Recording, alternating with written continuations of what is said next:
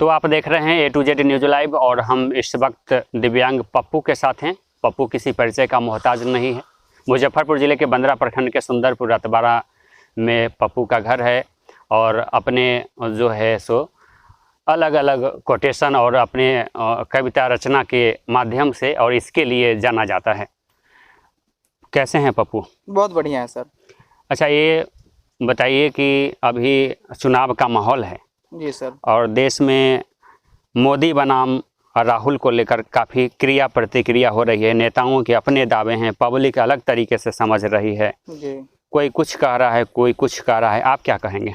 देखिए, मैं यही कहना चाहता हूं कि नरेंद्र मोदी ने 10 वर्षों में अपने भारत के विकास के लिए काफ़ी काम किया है और देश प्रगति भी कर रहा है। और नरेंद्र मोदी जी का जो कुशल नेतृत्व है और उनके जो वाक्य पटुता में जो दम है और जिस तरह से वो अपनी बात को रखते हैं, वो आम पब्लिक के बीच में आज सबसे लोकप्रिय नेता है। अगर ये कहा जाए तो उसमें कोई गलत बात नहीं होगी। तो राहुल गांधी तो लगातार क्रिया प्रतिक्रिया देते हैं और मोदी जी के बारे में काफ़ी कुछ कहते रहते हैं, उसको कैसे देखते हैं? कहने के लिए तो स्वतंत्र है। पहले एक सीरियल हम लोग देखते थे, उसमें एक डायलॉग था कि कहने में कोई टैक्स लगता है क्या। लेकिन मूल बात यह है कि राहुल गांधी की बातों का धरातल पर कोई प्रभाव नहीं है और मोदी जी की बातों का न केवल हमारे धरातल पर प्रभाव है बल्कि विश्व स्तर पर भी मोदी जी को एक शीर्ष नेताओं में गिना जाता है। अच्छा, राहुल गांधी को पप्पू भी कह के बोला जाता है। देखिए, पप्पू आप भी हैं। देखिए, नाम तो किसी का भी कोई ले सकते हैं। आप दीपक है तो आपके नाम के भी बहुत सारे लोग होंगे, तो मेरा नाम लिया जाता है, उससे कोई फर्क नहीं पड़ता है। लेकिन नरेंद्र मोदी है, इसमें कहीं कोई बात नहीं है और हमारे देश का गौरवान्वित शान जरूर है वो।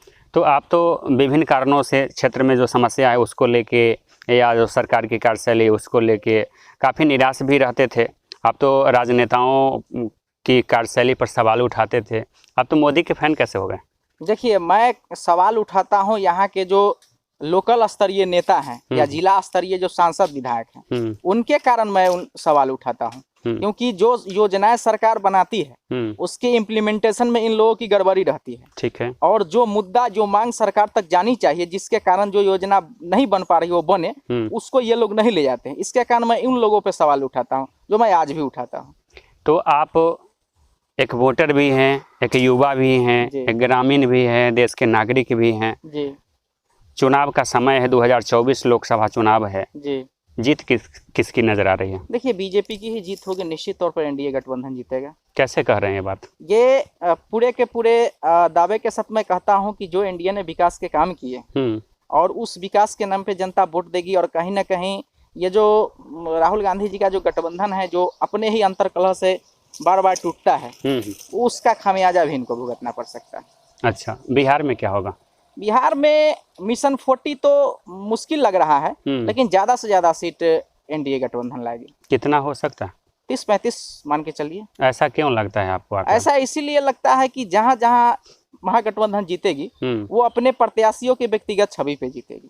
अच्छा। क्योंकि महागठबंधन की कोई कार्य योजना या महागठबंधन की कोई सोच प्रदर्शित नहीं हो रही।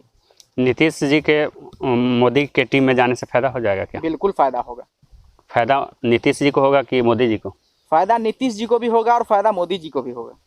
इसका घाटा जो है, इसका खामियाजा जो है लालू एंड टीम को भी भुगतनी पड़ेगी। पूरा भुगतना पड़ेगा, क्योंकि जो नीतीश जी कहते थे सीट शेयरिंग वाली बात, अगर वो सितंबर अक्टूबर में हो जाता तो नीतीश जी को यहाँ से जाने का बहाना भी नहीं मिलता और आज महागठबंधन की ऐसी स्थिति भी न होती। तेजस्वी के रोजगार सृजन में कितना दम है?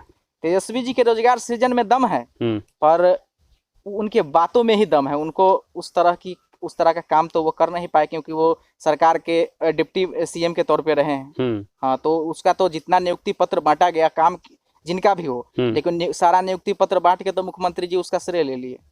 नागरिक के मन में क्या चल रहा है? आम जो वोटर हैं, आप चूंकि ग्रामीण हैं और युवा भी आपके टच में रहते हैं और आस पड़ोस के लोग भी रहते होंगे, तो ये पप्पू के मन की बात है कि अब की एनडीए की सरकार बनेगी कि वोटर लोग चाह रहे हैं? नहीं, ये मेरे भी मन की बात है और वोटर की भी वही मन की बात है। हाँ, ज्यादातर जगहों पे क्योंकि देखिए, मेरी शहरी इलाकों के भी लोगों से बातचीत होती है और अन्य कहीं कहीं ग्रामीण स्तर पे भी लोगों से बातचीत होती है। अच्छा। तो थोड़ा सा प्रत्याशी को लेकर के आक्रोश था यहाँ पे, लेकिन क्योंकि प्रत्याशी अब यहाँ से बदल चुके हैं, ठीक है, तो वो आक्रोश भी लगभग समाप्त हो चुका है। तो प्रत्याशी को लेकर के आक्रोश क्यों था? अजय निषाद की बात कर रहे हैं क्या? जी। तो क्यों आक्रोश था? देखिए, इन्होंने 10 वर्षों में मोदी जी का जो योजना था या जो मोदी जी की जो काम थे उस स्तर को जमीन पे नहीं उतारा। ठीक है। और मैं खुद भी उनके यहाँ 2 बार गया, तो मेरे साथ जो उनका व्यवहार था वो बेहद ही आश्चर्यजनक था कि एक एमपी का इस तरह का एक व्यक्ति के साथ व्यवहार नहीं होना चाहिए। अच्छा, तो बाकी मोदी लहर चल रही है ऐसे कहें? जी, मोदी लहर चल रही है। तो अब की माने स्पष्ट है कि मोदी ही फिर से सत्ता में आ रहे हैं? हाँ, बिल्कुल स्पष्ट है। बिहार में कुछ नया नहीं होगा अब की, सिर्फ नया यही होना है कि मोदी की टीम जीतेगी? हाँ, वही नया हुआ, क्योंकि नया जो होने वाला था वो नीतीश जी के टीम से डग आउट होने के बाद वो नयापन जो है वो समाप्त हो गया। मतलब काम धाम कोई मतलब नहीं रखता है बिहार में, सिर्फ मोदी लहर की ही बात हो रही है? देखिए, मोदी लहर की ही बात, अभी धरातलीय सच्चाई यही है कि मोदी लहर की बात हो रही है। जहां तक बात है काम धाम की, तो काम धाम की बात कोई रखने के लिए भी तैयार नहीं है, क्योंकि वो गठबंधन अपने ही अंतरकलह में पूरा का पूरा समय व्यतीत कर लिया। अब जैसे तैसे उन्होंने सीट शेयरिंग अब की है, अब जैसे तैसे सीट शेयरिंग के बाद जैसे तैसे वो कैंडिडेट उतारेंगे। इसके बाद तो बस समय ही नहीं है जनता के बीच में उन सारी चीजों को लेके जाने की, तो इसीलिए मोदी लहर चल रही है। अब की दिव्यांगों का भी जो है, दिव्यांग वोटर भी सभी बूथों पर बढ़े हैं। जी। तो उनको भी वोटिंग के प्रति लालसा जग गई है। जी। क्या चल रहा है मन में? देखिए, दिव्यांगों के मन में यही है कि जो विकलांग शब्द को दिव्यांग में परिभाषित करके एक मन को शांति करने वाला बात तो मोदी जी ने कर ही दिया है। ठीक है। कि हम शब्दों से उन लोगों को ऐसे विभूषित करें कि वो अपने आप को विकलांग ना समझे। ठीक है। और दूसरी चीज है कि योजनाएं तो भी दिव्यांगों के लिए है ही है, लेकिन यहाँ पे दिव्यांगों की उम्मीद कुछ और है जो होनी चाहिए। क्या है उम्मीद? वो उम्मीद है कि दिव्यांगों को एक सम्मानजनक पेंशन मिले, दिव्यांगों को आवास योजना जैसी बुनियादी सुविधाओं का लाभ मिले। ठीक है। और दिव्यांग को उच्च शिक्षा, रोजगार, इन सारी चीजों में ग्रामीण स्तर के जो दिव्यांग हैं उन लोगों को ग्रामीण स्तर पे ही लाभ मिले। ये सारी चीजें दिव्यांग के मन में चल रही है।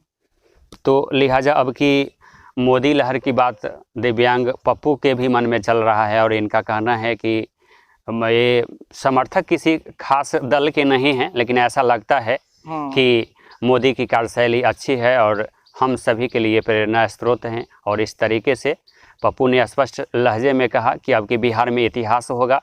लोग, राजनीतिक दलों के जो नेता हैं और जो दावे प्रति दावे कर रहे हैं, उनके बातों में दम नहीं दिखता है। युवाओं के मन में जो बात चल रही है वही शायद सच्चाई के रूप में सामने आ सकता है। अब तो हकीकत क्या होगा जनादेश ही बताएगा। फिलहाल आप देख रहे थे A to Z news live और हमारे साथ थे दिव्यांग पप्पू। मैं हूँ दीपक कुमार तिवारी।